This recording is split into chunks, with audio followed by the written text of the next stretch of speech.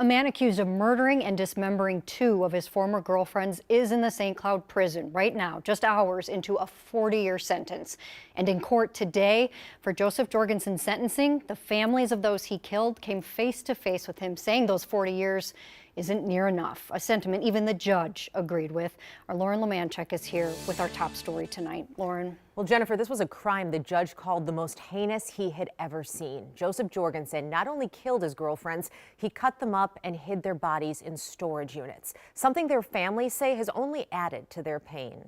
On behalf of Mr. Jorgensen, who is in custody. This is the man police called a monster, Joseph Jorgensen, facing the families of the women he murdered. Manny was more than just my daughter. She was a light in our lives, a source of joy, strength, and unconditional love. Ricky Starrin remembering her daughter Manny's soft heart and creative spirit, but tormented by what Jorgensen did to her. The knowledge of how she suffered and the inhumanity of what was done to her haunt me every moment of every day. Manny Starrin's family reported her missing in May 2023.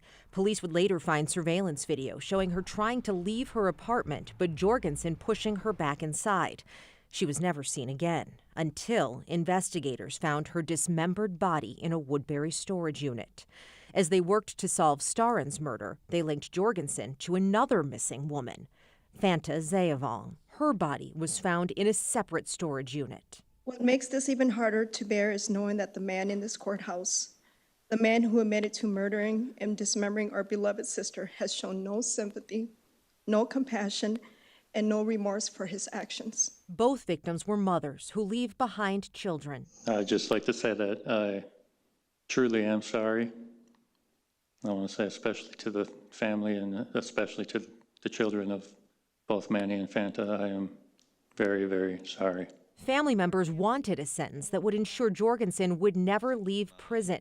However, under a plea agreement, Jorgensen will serve 40 years in each murder, but they'll be served at the same time. You inexplicably committed the most gruesome and heinous of crimes I have ever known. My hands are tied, and I cannot impose what you truly deserve. Yeah, the judge says he agrees. Jorgensen should serve life in prison without the possibility of parole, but the law doesn't allow him to do that. Instead, under Minnesota law, he'll spend 26 years behind bars and then 14 years on supervised release. Just Jennifer? so many emotions to work through on that one. Everyone in the court said it was the worst thing they'd ever heard. It was just makes it so much harder on the families. Yeah, that's a tough one. Thanks, Lauren.